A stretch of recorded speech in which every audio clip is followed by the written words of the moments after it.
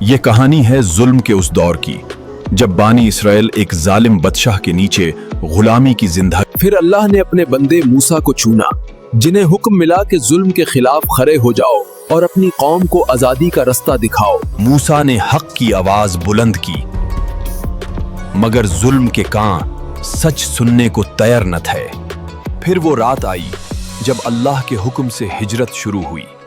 پیچھے دشمن آگے انجانا رستہ. جب ہر امید ختم ہوتی نظر آئی تب اللہ نے سمندر کو حکم دیا اور پانی رستہ بن گیا.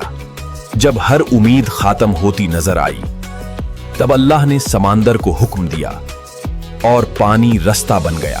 ظلم کبھی ہمیشہ نہیں رہتا اور اللہ کی پکڑ جب آتی ہے تو سب کچھ ختم ہو جاتا ہے. یہ صرف ایک کہانی نہیں، یہ ہر اس انسان کے لیے پیغام ہے جو صبر اور یقین کے ساتھ اللہ پر بھروسہ کرتا ہے.